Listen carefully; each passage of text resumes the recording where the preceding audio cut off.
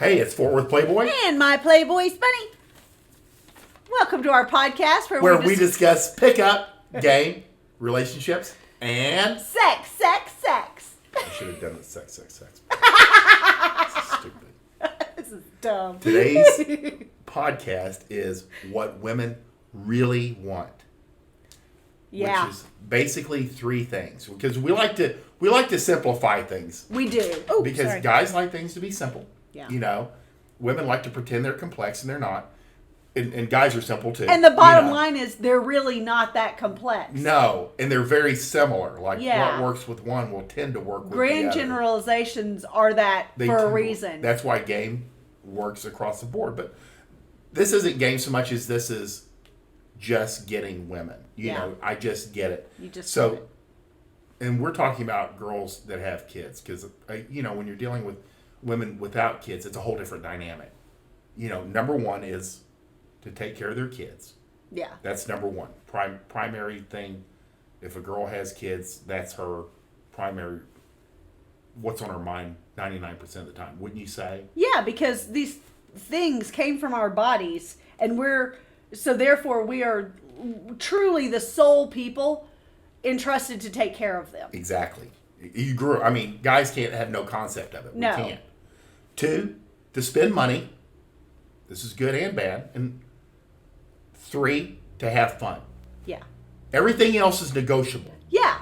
And if you look at your average girl, or most girls, everything's negotiable beneath that. And you get these three things straight, everything else is pretty like fluid. Yeah. You know? Yeah. So let's talk about taking care of the kids. And I would say this list fits childless women as well, because one of the number one is to get to a position where they have children.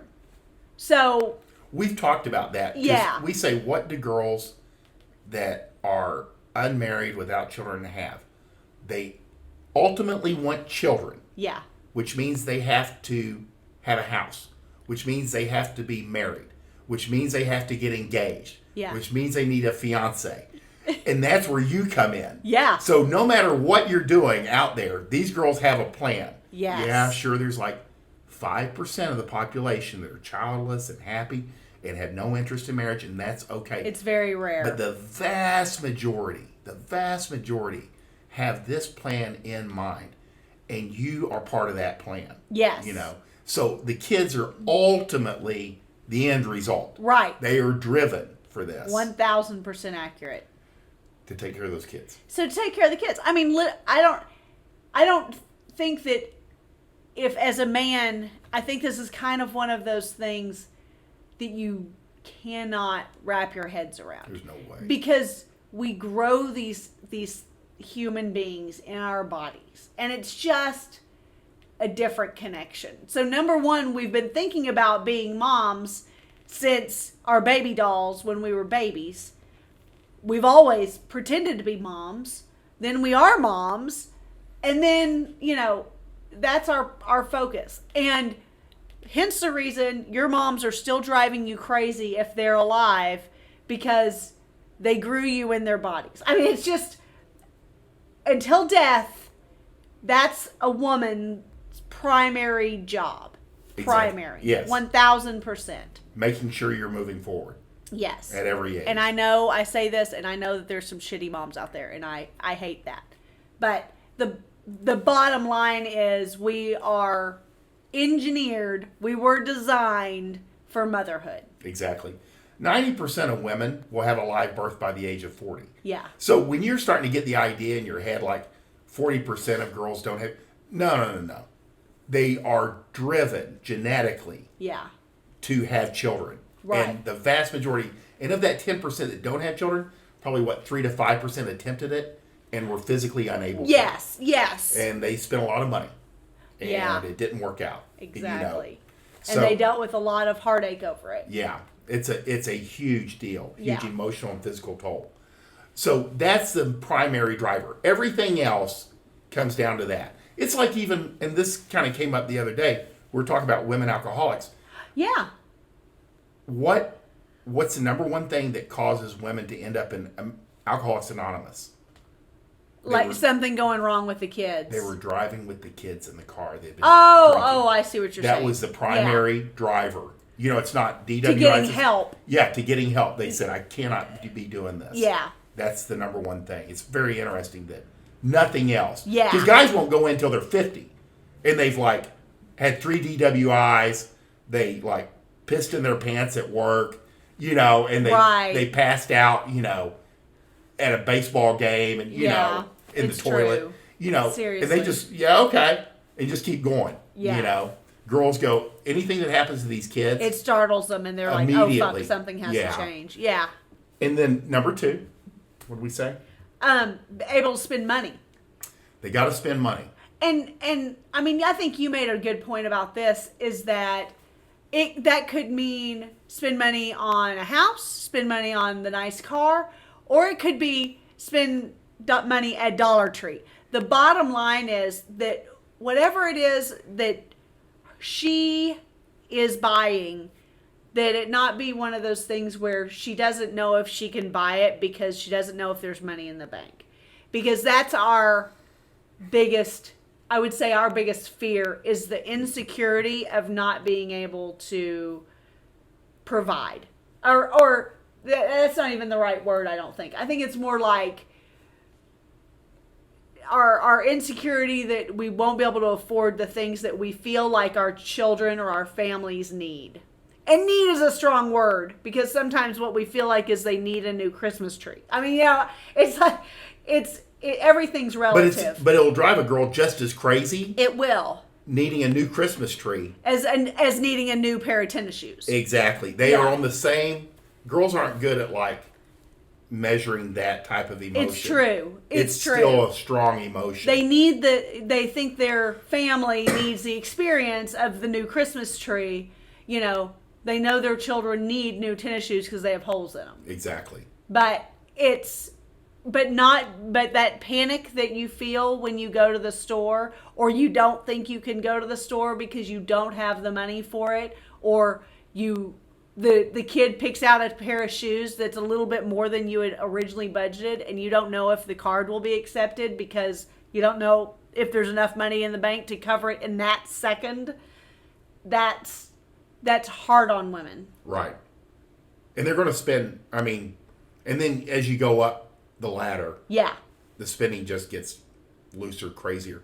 And this is one of the things why it's such a so contentious for men, because for a lot of guys, any spending he doesn't do drives him nuts. Right. You know, guys are weird about money. I'm different. You're not weird about money. No. Yeah, probably to a fault at a certain point. He's not weird about money at all. Yeah. Yeah.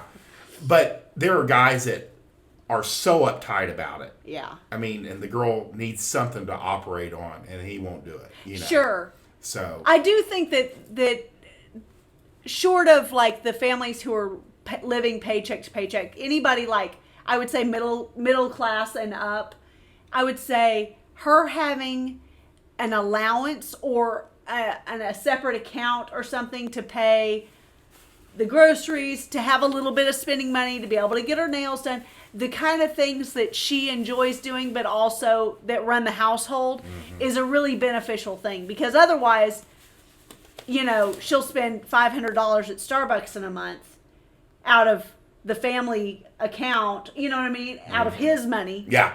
Essentially in this case. And it'll be like, holy shit. And that's just the tip of the iceberg, because that was $500 on the way to spend money other places. Well, let me make a point, too. Yeah. Let's say he works 80 hours as an attorney. And she works 10 hours a week as a yoga instructor. All of his money is their money. Yes. Her yoga instructor money is her money. Her money. Her money. And she probably won't spend it. It's true. You know, she'll put it in savings or a separate account, or because there's their money and her money. It's true. Girls are notorious for this. Very. Or they'll spend it for like savings for a girls' trip or something like that. Like that way he doesn't have any say in it. And again, it doesn't matter whether he's a mechanic or a CEO. It doesn't matter. That's very true. There's their money, and he has no money. Yeah. Yes, he's got no money. She's like that she knows of, at least. Yeah, exactly. And there's her money. And that's just the way it is. That's a good one. That's a good plan. Yeah. And there really is. I mean, up and down the ladder, girls just want to spend money, and that's what they're going to do. And this drives men insane. Yeah. And let me just convey, because a lot of guys are concerned about gold diggers, yet they have 4 roommates, and they work as a barista. Yeah. Or a bartender, you know, and they live in Nebraska. You're not going to see any gold diggers. Right. If you're worth $10 million and you live in Dallas, in Highland Park, you might come across a couple Russians. Right. But other than that, you got to run in those circles. Yeah. Girls are not after your money. Way below. I mean, at $1 million even, you know, I usually say the cutoff is like $10 million for gold diggers. Agreed. And you know, I mean, they all know each other. Yeah. And you know what you're getting into. Yeah. Right? No guys are getting fooled out there. No. You know. No. So don't worry about the girl being after your cash. Yeah. There ain't enough cash to be concerned about. There's really not. So that's the real deal on gold diggers. Yeah. And then the third thing is girls basically want to have fun. Yes. And if you can, I mean, that's how she ended up with you. Yes. You were fun. You were the fun guy. You brought adventure to her life. You took her places, even if it was just places that you were going anyway, and she tagged along. Yeah. I mean, that's the real deal. Girls want to have fun, whether it be hanging out with you, playing on their phone with their feet on you while they're sitting on the couch. Yeah. Or, you know, you taking them to a ball or anything in between. Anything. It doesn't matter as long as she's having fun. Yeah. Because girls get bored. And then what'd you say about girls earlier today? Oh, well, they get in trouble. Yeah, bored girls get in trouble. Yeah. Because then they're unhappy. Then if they're unhappy, they're going to try and find a way out of unhappy. Right. And a lot of times the way out of unhappy is attention wherever they can get it, or happy wherever they can get it. Right. So bored girls will destroy your life.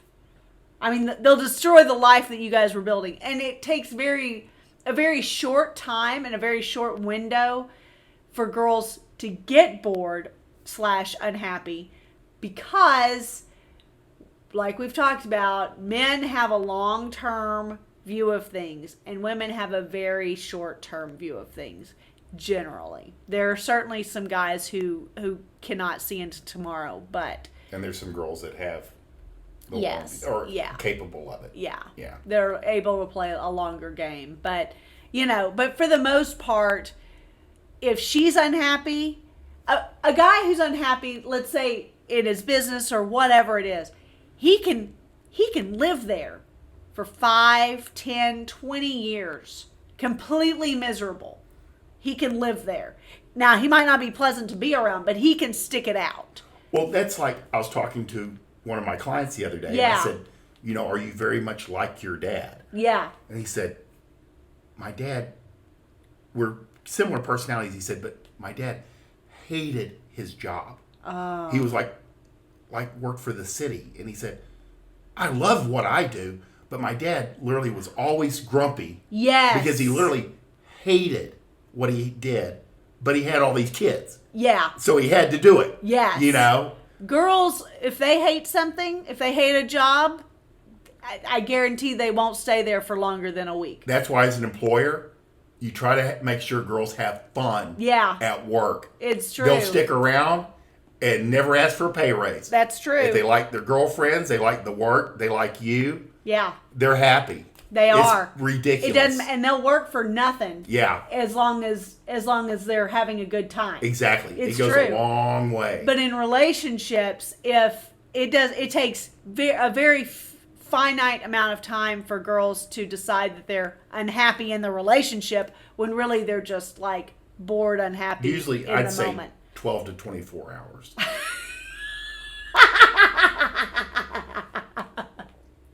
Why are you laughing? Maybe because the 6 to 12 hours. 6 to 12 hours. We'll leave it at that. Some girls need more entertainment than others. Some girls need entertainment at least once every 6 months or so. Are you going to continue this podcast or keep making that face? We haven't been out in a while. If you like this podcast, please hit the like button, subscribe to our channel, and share with your girlfriends. Share with your girlfriends. We want you to win. Bye.